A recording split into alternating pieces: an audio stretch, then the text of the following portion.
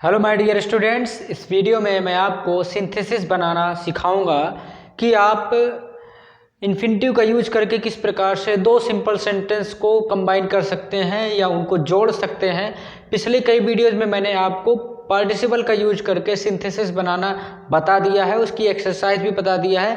तो इस वीडियो में हम इन्फिनिटिव के द्वारा जो है सिंथेसिस बनाना आपको बताएंगे कि कैसे दो या दो से अधिक सिंपल सेंटेंस को कंबाइन करके एक नया सिंपल सेंटेंस बना सकते हैं। तो चलिए देखते हैं कि इसके क्या रूल्स हैं। तो वीडियो पूरा देखिएगा, बोर्ड एग्जाम के लिए बहुत इंपॉर्टेंट वीडियो है। और आप अगर इंग्लिश में फास्ट बनना चाहते हैं, मतलब इन्फ्लुएंट बनना चाहते हैं, तो आपको मेरा ये वीडियो ज़रूर देखना चाहिए। वीडियो को शेयर ज़रूर कर दीजिएगा और ज़्यादा से ज़्यादा लोगों तक इसको पहुंचाइएगा। तो चलिए देखते हैं बाय यूजिंग एन इन्फिनिटिव, मतलब इन्फिनिटिव का यूज करके कैसे हम सिंथेसिस ऑफ सेंटेंस जो है बना सकते हैं। तो चलिए इसके कुछ रूल्स देख लेते हैं। सबसे पहले जान लेते हैं इन्फिनिटिव होता कैसे, ये कैसे बनता है। तो देखिए इन्फिनिटिव जो है वो कैसे बनता है, जब किसी वर्ब की फर्स्ट फॉर्म के पहले टू लगा दिया जाता है तो इन्फिनिटिव बन जाता है। जैसे to play, to go, to come, to run, to pay, मतलब किसी भी वर्ब के पहले, मतलब वर्ब की फर्स्ट फॉर्म के पहले जब हम टू का यूज कर देते हैं, जैसे मैंने यहाँ पे लिख भी दिया है। मेरा लिखने का एक ही पर्पज होता है कि इस वीडियो को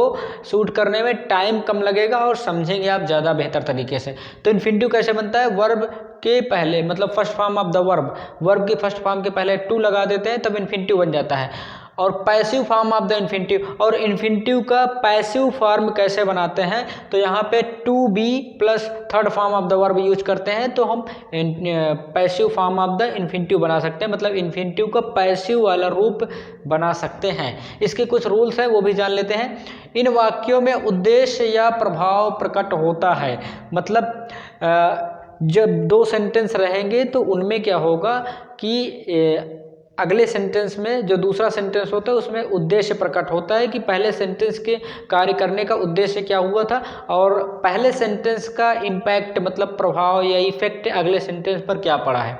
मतलब इसको आप कह सकते हैं कि इन वाक्यों में कारण एवं परिणाम का बोध भी होता है, मतलब रीजन और रिजल्ट का, मतलब पहला जो काम किया जाएगा, पहले सेंटेंस में जो काम किया जाता है उसका प्रभाव अगले सेंटेंस में पड़ेगा और पहले सेंटेंस का रीजन जो है अगला सेंटेंस परिणाम होता है। वो आप जब सेंटेंस अभी देखेंगे तो आपको बिल्कुल अच्छे तरीके से समझ में आ जाएगा, ठीक है।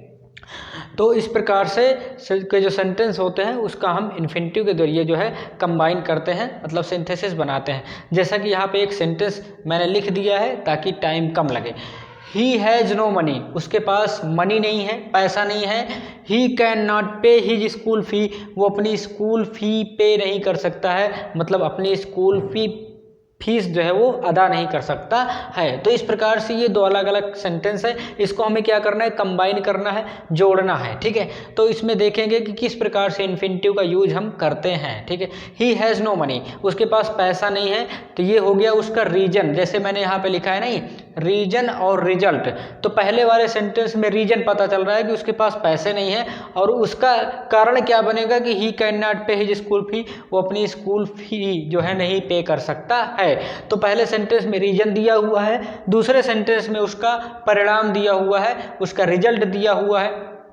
तो इस प्रकार के सेंटेंस को हम इन्फिनिटिव के जरिए करते हैं, ठीक है।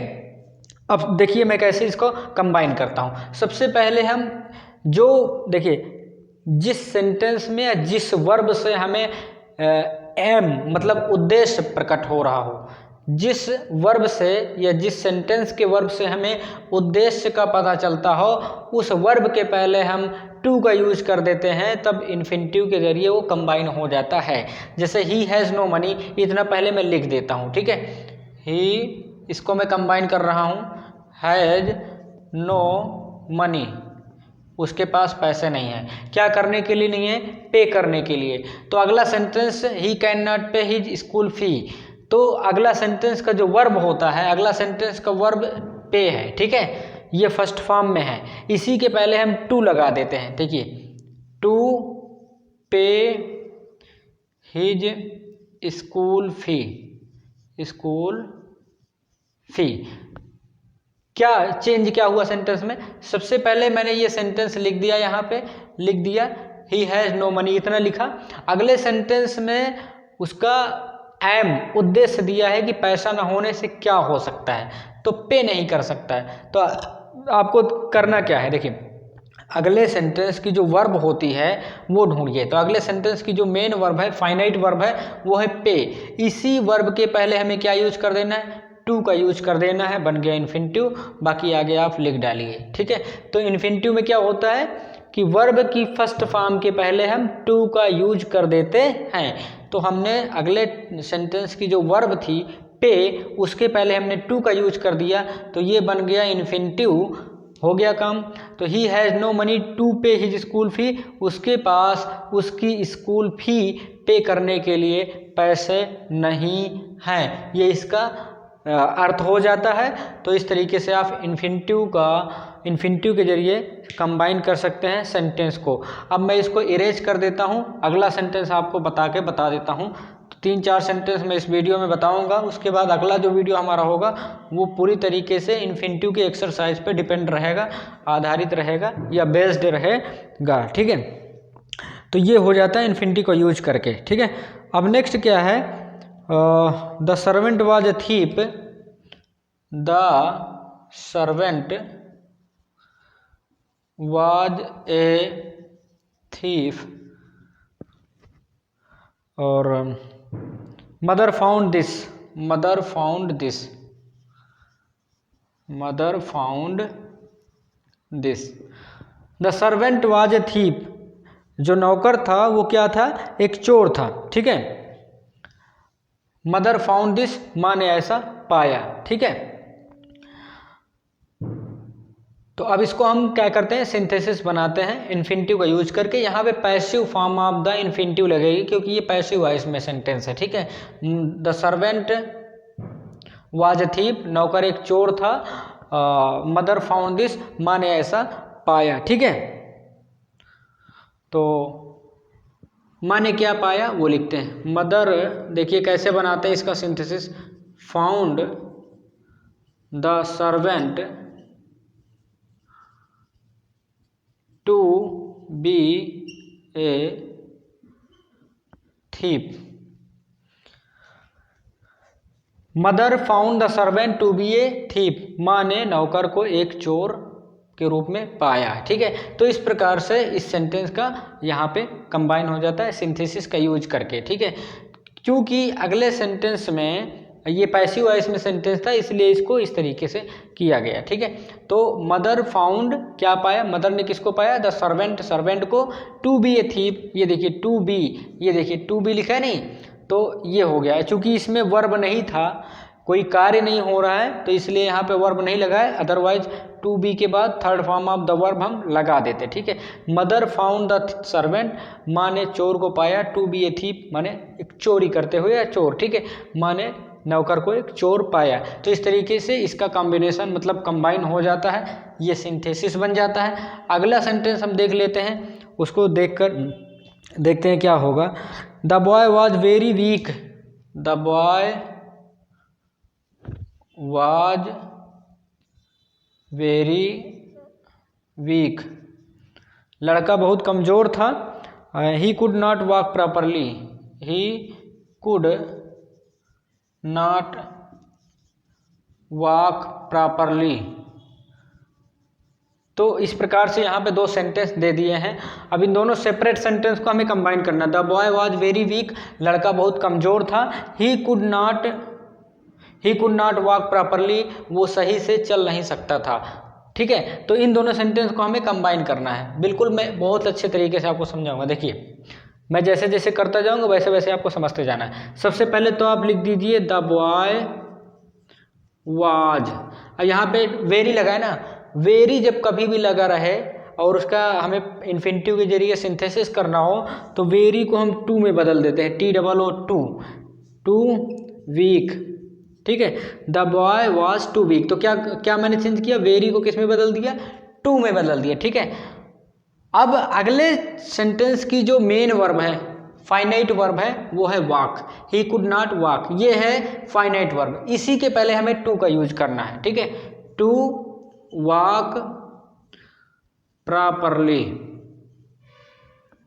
देखिए कितना इजी तरीके से सिंथेसिस बन गया। देखिए सेंटेंस क्या था, the boy was very weak, लड़का बहुत कमजोर था, he could not walk properly, वो सही से या ढंग से चल नहीं सकता था। ठीक है, अब चूंकि देखिए मैंने जैसे बताया था नहीं, इसमें रीजन है, इसमें रिजल्ट है।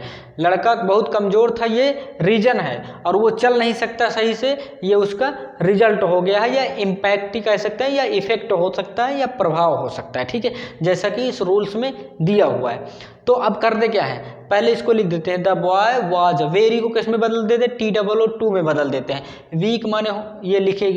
अब जो है अगला सेंटेंस का जो वर्ब होता है, जैसे वाक, उस वाक के पहले में क्या लगा देना है, टू लगा देना है, TOO, तो हो गया इन्फिनिटिव। मैंने बताया ना, वर्ब के पहले टू लगा देते हैं तो इन्फिनिटिव बन जाता है। The was too weak to walk properly, मतलब लड़का इतना कमजोर था कि वो ढंग से चल नहीं सकता था। तो इस प्रकार से सेंटेंस जो है वो कंबाइन हो जाता है। ठीक है, अब नेक्स्ट सेंटेंस हम देख लेते हैं। आप बहुत अच्छे तरीके से आप इसको समझ सकते हैं, तो वीडियो रिप्ले करके भी देख सकते हैं। नेक्स्ट है, the day is very hot, the day is very hot, दिन बहुत गर्म है, we can not go out, we can not go out.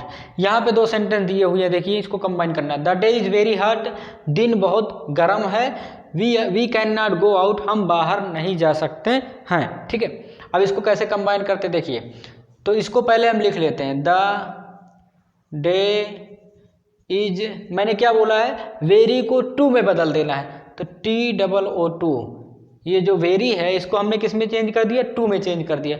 अब ये हार्ट लिख देते हैं। ठीक है, the day is too hot, अब चूंकि टू गो आउट भी कर सकते हैं, the day is too hot to go out, मतलब दिन इतना गर्म है कि हम बाहर नहीं जा सकते, लेकिन यहाँ पे क्या है, वी दे दिया है। ठीक है, तो वी के लिए हम क्या कर देते हैं, for us to go out. देखिए ये जो गो है ना, ये इसी के पहले मैंने टू लगा दिया, इसके पहले देखिए गो के पहले हमने क्या किया, टू लगा दिया। तो इन्फिनिटिव क्या मतलब होता है, अगले सेंटेंस की जो मेन वर्ब होती है, जो फर्स्ट फॉर्म होती है वर्ब की, ये फाइनाइट वर्ब होती है, उसकी फर्स्ट फॉर्म के पहले हम टू लगा देते हैं तो इन्फिनिटिव बन जाता है। तो अब देखिए फिर से एक बार देख लेते हैं, the day is too hot, तो क्या करेंगे, वेरी को हमने किस में बदला, टू में बदल दिया, हार्ट लिख दिया।